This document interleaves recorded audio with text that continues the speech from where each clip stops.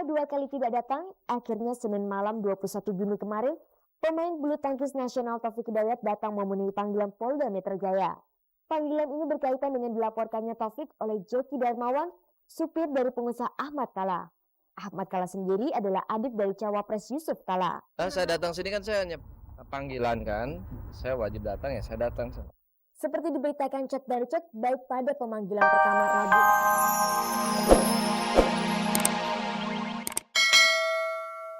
Dengan masa pacaran Echa dengan Ferry dan Once, hubungannya dengan Emil benar-benar singkat, yaitu hanya dalam hitungan bulan.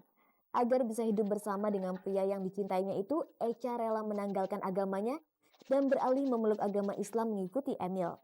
Dari masa pacaran yang begitu singkat, Yopi berharap putrinya bisa menemukan kebahagiaan sejati. Saya berpikir masing-masing juga bisa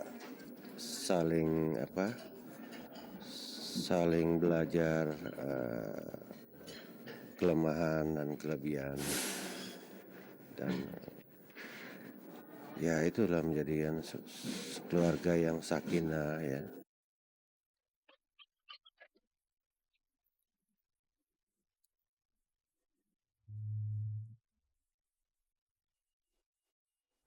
Artis Rachel Maryam minggu lalu secara mendadak dilamar oleh seorang mahasiswa yang baru 2 bulan menjadi pacarnya, Muhammad Akbar Perdana atau Ebes, di kediaman orang tua Rachel yang terletak di kawasan Sarijadi, Bandung, Jawa Barat. Rencananya mereka akan menikah pada tanggal 25 Juli mendatang. Apa alasan Rachel menikah muda?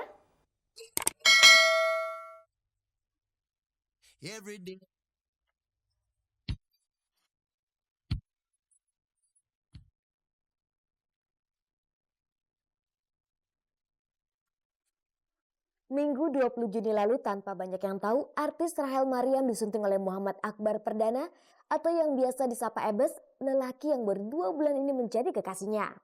Prosesi lamaran itu dilangsungkan secara sederhana di kediaman orang tua Rachel di kawasan Sarijadi, Bandung, Jawa Barat.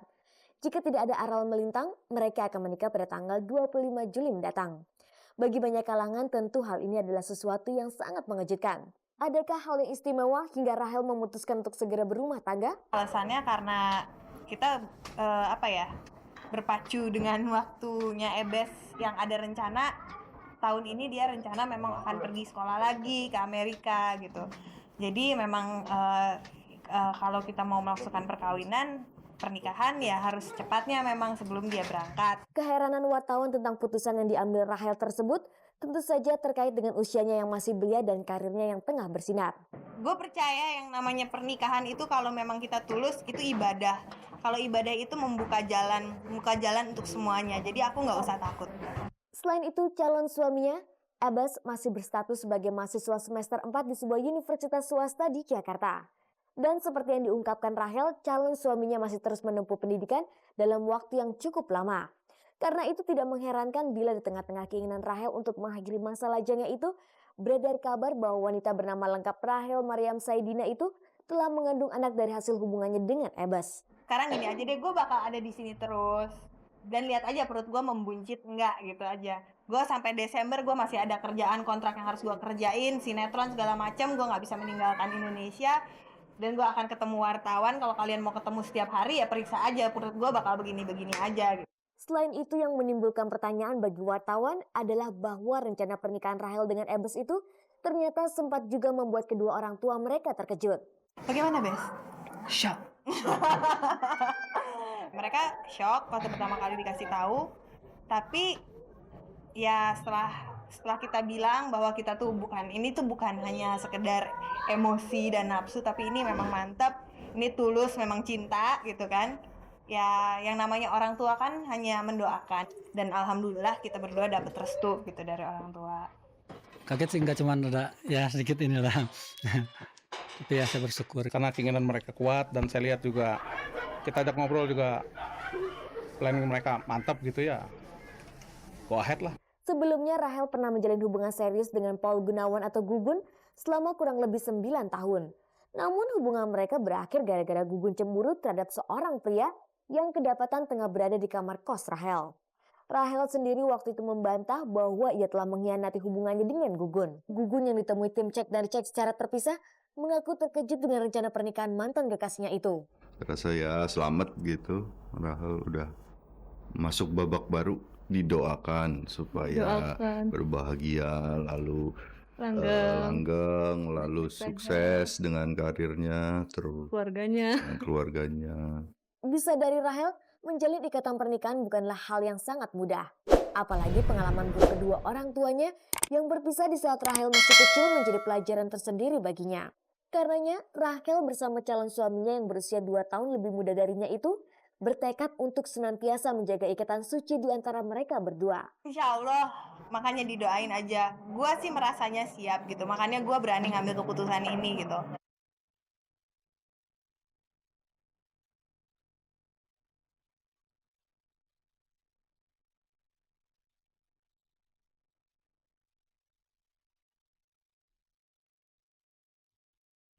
Meski sebelumnya telah menyatakan akan datang pada pemanggilan ketiga oleh Polda Metro Jaya, Senin kemarin pebulu tangkis nasional Taufik Hidayat tetap ingkar. Apa yang akan terjadi dengan kekasih artis Deswita Maharani tersebut? Ikuti ulasannya berikut ini.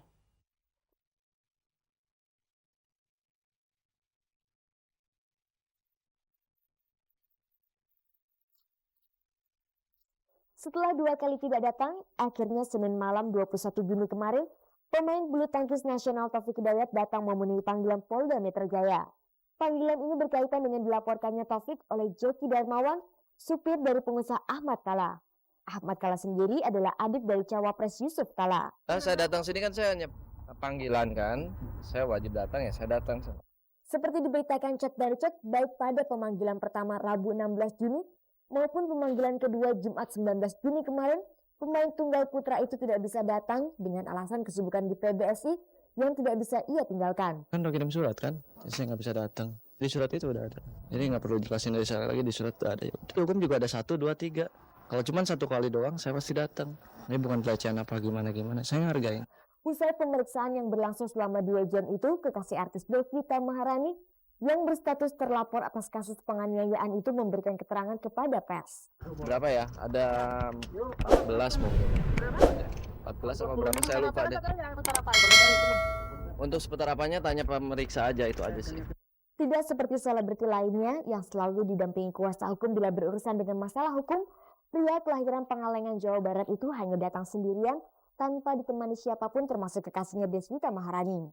Saya nggak mau, saya masih bisa sendiri kok.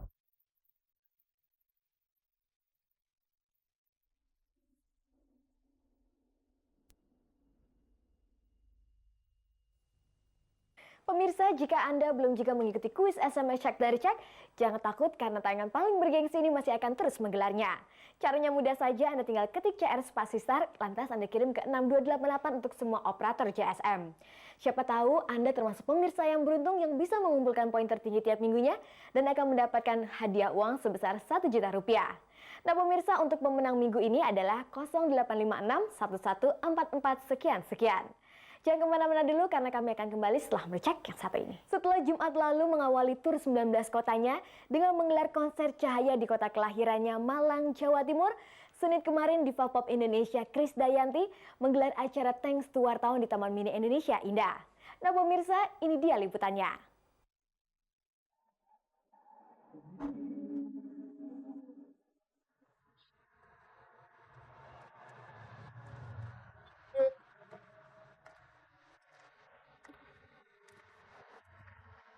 Menjelang keberangkatannya ke Singapura untuk pagelaran konsernya, Krisdayanti bukan cuma disibukkan dengan berbagai persiapan, tetapi juga dengan pagelaran konser yang pertama Sabtu pekan lalu di Malang sebagai pembuka dari rangkaian tur promo album terbarunya Cahaya. Yang kedua adalah sebuah konser yang digelar di Teater Tanah Airku, Taman Mini Indonesia Indah, Senin tadi malam. Konsernya tadi malam diselenggarakan sebagai ungkapan terima kasih kepada kalangan pers yang selama ini dianggaplah banyak berperan dalam karirnya.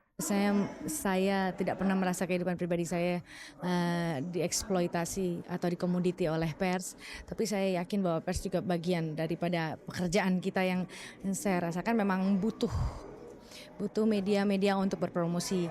Di samping meminta doa restu, KD juga menyatakan bahwa dirinya sudah melakukan berbagai persiapan demi kesuksesan konsernya di salah satu negeri tetangga itu. Persiapannya menjelang konser di Singapura menyamai ketika 2 tahun yang lalu ia menggelar konser tunggalnya di Jakarta.